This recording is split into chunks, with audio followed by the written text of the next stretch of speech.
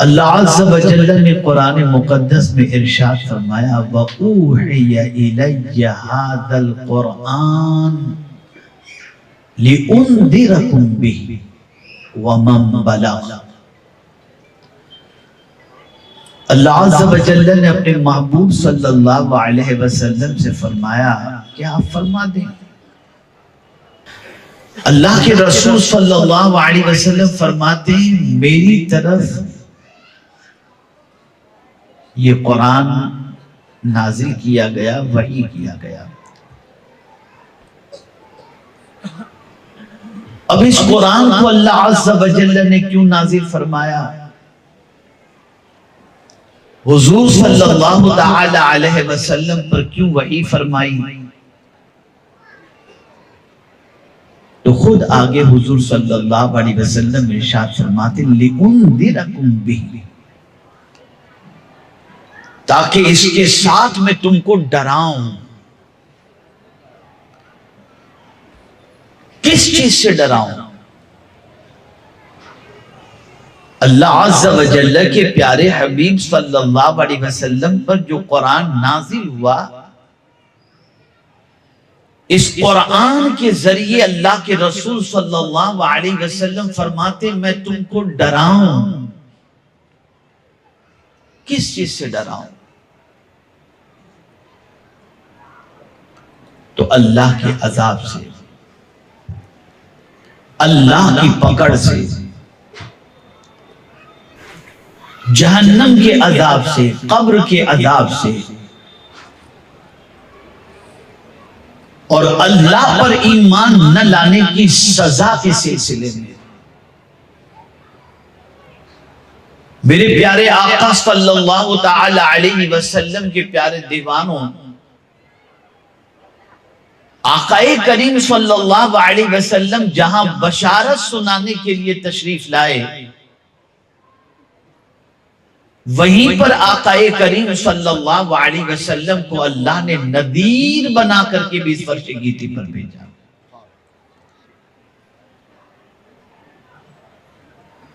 خود اللہ عز و جل قرآن مقدس میں ارشاد فرماتا ہے الحمدللہ الذی انزل علی عبدہ لِيَكُونَ لِلْعَالَمِينَ نَذِيرًا۔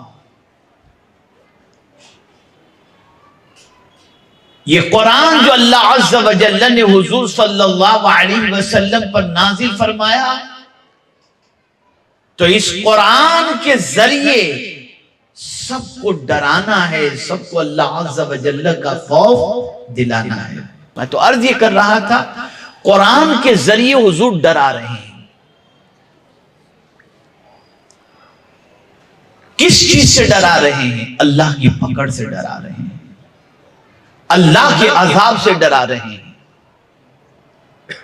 تو کیا اس کتاب کے ذریعے جو ڈرانے کی بات ہے، تو کیا یہ کتاب ایسی ہے کہ اس کے ذریعے ڈرایا جائے؟ اور کیا یہ کتاب اتنی سچی ہے کہ اس کے اندر جو باتیں کہی گئی وہ سب کے سب صحیح ہے؟ تو میرے پیارے آقا صلی اللہ علیہ وسلم کے پیارے دیوانوں، زمانہ گزر چکا اور زمانہ گزر جائے گا، اس کتاب جیسی سچی کتاب کوئی پیش کرنے کی طاقت نہیں رکھتا ہے۔ اور یہ وہ کتاب ہے جو اللہ کی کتاب ہے، اور جو اللہ نے کہہ دیا وہ حق ہے، حق ہے اور حق ہے۔ اگر اس نے یہ فرما دیا کہ مجھے اللہ نہیں ماننے کی سزا کیا ہے، اور نہ ماننے کے عوض کے اندر تمہیں جہنم میں ڈالا جائے گا، تو بالکل وہ حق ہے۔ اگر اس نے یہ فرمایا کہ میرے ارشاد پر عمل نہیں کرو گے تو تم میرے عذاب میں گرفتار ہو جاؤ گے، بالکل اپنی جگہ صحیح ہے۔ اگر قرآن مقدس میں رب قدیر جل جلالہ نے فرما دیا ہے کہ اس گناہ کی یہ سزا ہے، تو وہ گناہ کی سزا مل کر کے رہے گی، اس لیے کہ یہ کتاب اللہ کی ہے اللہ بھی سچا، اس کی کتاب بھی سچی، اور جس رسول پر کتاب نازل ہوئی وہ رسول بھی صادق الوعد الامین۔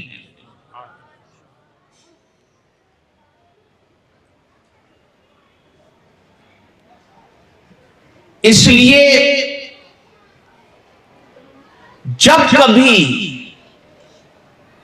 صحابہ کرام علیہم الرضوان کے سامنے، اولیاء کرام علیہم الرضوان کے سامنے اللہ کا کوئی فرمان آ جاتا تو وہ اللہ عز و جل کے فرمان کو سننے کے بعد لرز جایا کرتے تھے، جیسا کہ سیدنا فاروق اعظم رضی اللہ المولا تبارک و تعالی عنہ مدینے کی گلی سے گزر رہے تھے اور کسی پڑھنے والے نے پڑھ لیا رات کی تاریکی میں ان عذاب ربک لواقع، یہ آیے کریمہ رات کے سناٹے میں کسی گھر سے سنائی دیتی ہے، فاروق اعظم یہ آیت سن کر وہیں بے ہوش ہو جاتے ہیں اور گشی تاری ہو جاتی اور آپ بے ہوش ہو جاتے ہیں۔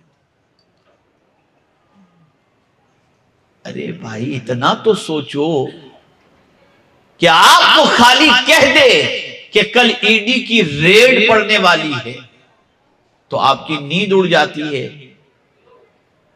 آپ کی طبیعت بگڑ جاتی ہے، آپ پریشانی میں گرفتار ہو جاتے ہیں، کل فلاں جانچ کرنے آنے والا ہے، سنتے ہی پسینے نکل جاتے ہیں۔ تو جب انسان کے قول کے اندر اتنی طاقت ہے تفتیش کرنے والے کی کہ تفتیش کرنے والا اگر کوئی آئے تو آپ کام جاتے ہو، تو اللہ عز و جل تو خود فرماتا ان ربک لبالمرصاد، کہ بے شک تمہارا رب گھات لگائے ہوئے ہے، یعنی تم جو کچھ کر رہے ہو اللہ عز و جل اسے دیکھ رہا ہے۔ میرے پیارے آقا صلی اللہ تعالی علیہ وسلم کے پیارے دیوانوں، یہی وجہ ہے کہ جب اس زمانے کے پڑھے لکھے لوگوں نے رسول اعظم صلی اللہ علیہ وسلم کے دور پاک کے شاعروں نے جب آقا کریم صلی اللہ علیہ وسلم کی زبان اقدس سے قرآن کی آیتیں سنی تو سننے کے بعد ان پر ایک عجیب کیفیت طاری ہوئی اور برجستہ پکار اٹھے، ہم نے بڑے بڑے شعراء اور حکیموں کی باتیں سنی ہیں لیکن یہ کلام بتا رہا ہے کہ سچا ہے، اور یہ کلام بتا رہا ہے کہ یہ اللہ عز و جل کی کا کلام ہے۔ اب آئیے اس کتاب کی فضیلت کے بارے میں بتاؤں اور ان بچوں کے بارے میں بتاؤں اور ان لوگوں کے بارے میں بتاؤں جن کے سینے میں قرآن مقدس موجود ہے۔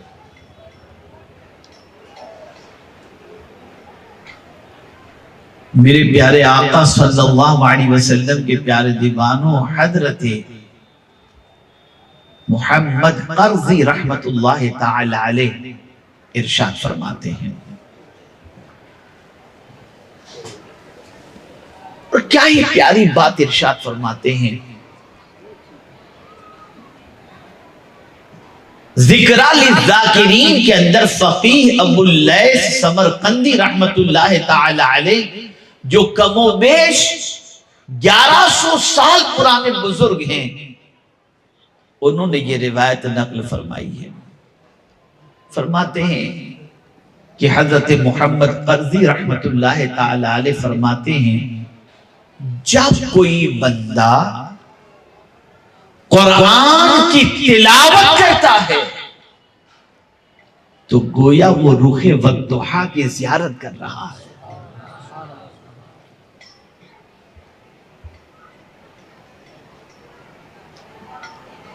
قرآن کی تلاوت کرنے والے کو اللہ کے وہ ولی کامل فرما رہے ہیں کہ جب کوئی بندہ قرآن کی تلاوت کر رہا ہوتا ہے، اور وہ بھی اسی آیت کے تحت فرماتے ہیں کہ جب کوئی تلاوت کر رہا ہوتا ہے تو گویا رخ والضحیٰ کی زیارت کر رہا ہے۔ میرے پیارے آقا صلی اللہ علیہ وسلم کے پیارے دیوانوں، علامہ اسماعیل حقی رحمت اللہ تعالی علیہ تفسیر روح البیان کے اندر فرماتے ہیں اللہ اکبر.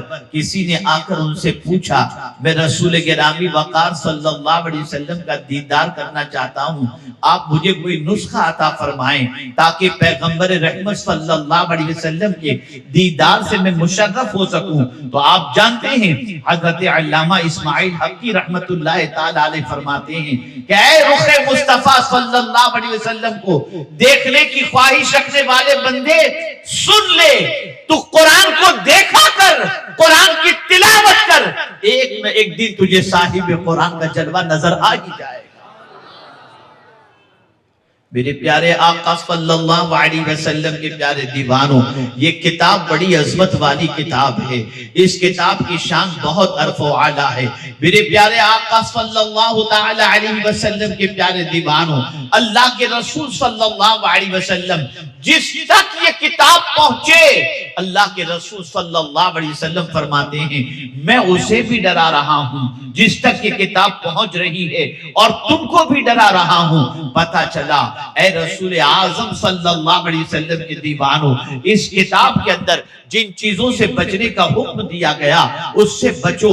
اگر اللہ کی پکڑ سے نہیں بچو گے, اللہ عز و جل کے احکام کی نافرمانی کرو گے, تو اللہ کی پکڑ سے بچ نہیں سکتے. زمانہ دکھا رہا ہے, حالات دکھا رہے ہیں, اچانک پکڑ ہو رہی ہے. انسان اپنے منصوبے بناتا ہے, اپنے خواب تیار کرتا ہے, اپنی پلاننگ بناتا ہے, لیکن آپ مجھے بتاؤ کون سا انسان ہے جس کی 100% پلاننگ کامیاب ہو رہی ہو, یا جو وہ چاہتا ہے وہ ہوتا ہے؟ نہیں نہیں. میرے پیارے آقا صلی اللہ علیہ وسلم کے پیارے دیوانوں, کوئی نہیں جانتا اس کے بارے میں اللہ نے کیا فیصلہ کر رکھا ہے, کل اس کے ساتھ کیا ہونے والا ہے, اس کے ساتھ کیا اس کے ساتھ جو ہے کیا معاملات پیش آنے والے ہیں. اس لیے میرے پیارے آقا صلی اللہ علیہ وسلم کے پیارے دیوانوں, اللہ کے رسول صلی اللہ تعالی علیہ وسلم پر نازل ہونے والی اس کتاب نے واضح لفظوں میں فرما دیا, بندے جینے کی تجھے ہوس ہے, جینے کی تیرے اندر تڑپ ہے. دنیا کا کوئی انسان مرنا نہیں چاہتا, دنیا کا انسان موت سے بچنے کے لیے کبھی اپنے لیے سیکیورٹی گارڈ کا انتظام کرتا ہے, کبھی بلیٹ پروف جیکٹ پہن لیتا ہے, کبھی بلیٹ پروف کار کے اندر سفر کرتا ہے, اور سوچتا ہے کہ وہ مرے نہیں, کوئی مارے نہیں. لیکن اللہ اکبر, میرا رب ارشاد فرماتا ہے لِكُلِّ أُمَّةٍ أَجَلٌ إِذَا جَاءَ أَجَلُهُمْ لَا يَسْتَأْخِرُونَ سَاعَةً وَلَا يَسْتَقْدِمُونَ. میرا رب فرماتا ہے أَيْنَمَا تَكُونُوا يُدْرِكْكُمُ الْمَوْتُ وَلَوْ كُنْتُمْ فِي بُرُوجٍ مُشَيَّدَةٍ. تم جہاں کہیں بھی ہو موت تمہیں آ کر کے رہے گی, چاہے تم مضبوط قلعے کے اندر رہو. پتہ چلا اگر اللہ کا فرمان سچا نہیں ہے اور اللہ کی کتاب سچی نہیں ہے, تو پھر مجھے بتاؤ دنیا کا کوئی انسان مرنا نہیں چاہتا. باڈی گارڈ کے درمیان ہوتا ہے, باڈی گارڈ ہی کبھی شوٹ کر دیتے ہیں. انسان مرنا نہیں چاہتا, بلیٹ پروف جیکٹ پہن کر جاتا ہے, اٹیک آتا ہے اور مر جاتا ہے. موت سے کوئی نہیں بچ پاتا.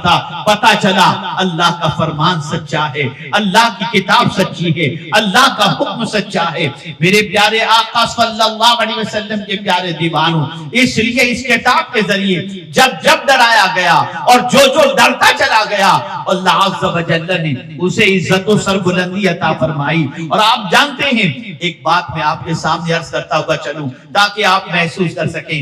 آج کا مسلمان یہ کہتا ہے ہم پریشانی میں گھرے ہوئے ہیں, مسائل ہمارے دروازے پر دستک دے رہے ہیں, ہم کیا کریں مولانا, اللہ عز و جل کی مدد ہمارے ساتھ کب آئے گی؟ کبھی آپ نے قرآن کا مطالعہ کیا, اللہ کی کتاب کو پڑھنے کی کوشش کی, اللہ کی کتاب میں آپ نے تلاش کرنے کی کوشش کی کہ اللہ عز و جل کی رحمت کس کے ساتھ ہے, اللہ کی مدد کس کے ساتھ ہے, اللہ کی نصرت کس کے ساتھ ہے؟ میں آپ سے پوچھنا چاہتا ہوں, ہم دعائیں کرتے ہیں سر کے اوپر نہیں جاتی, اللہ والے دعا کرتے تھے عرش تک پہنچتی نظر آتی تھی, باب اجابت سے ٹکراتی نظر آتی تھی, وہ جو کہتے تھے وہ ہو جایا کرتا تھا. زبان ہماری بھی ہے, زبان ان کی بھی تھی, ہماری زبان کا عالم یہ ہے, ہم کچھ بھی کہیں باب اجابت سے کبھی ٹکراتی ہے کبھی نہیں ٹکراتی.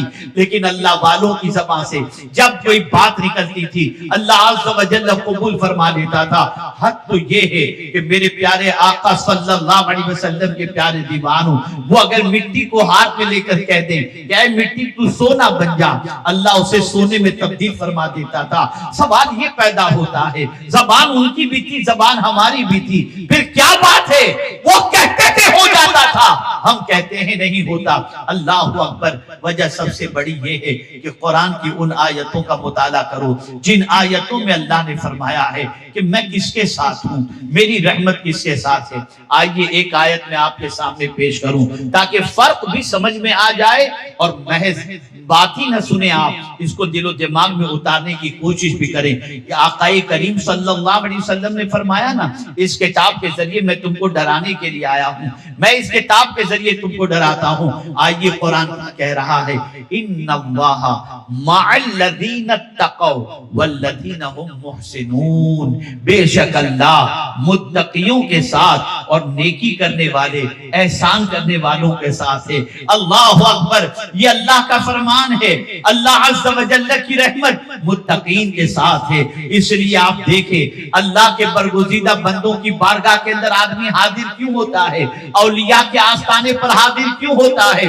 اس لیے حاضر ہوتا ہے، وہ تو کہیں بھی جا کے دعا کرے اس کی دعا قبول ہو سکتی ہے، لیکن جاتا کیوں ان کی بارگاہ کے اندر ہے؟ وجہ یہ ہے یہ متقی ہیں، ان کی بارگاہ میں جا کے دعا کروں گا تو اللہ کی رحمت یہاں نازل ہوتی ہے، ان کے صدقے میں اللہ ہماری دعاؤں کو قبول فرما لیا کرے گا۔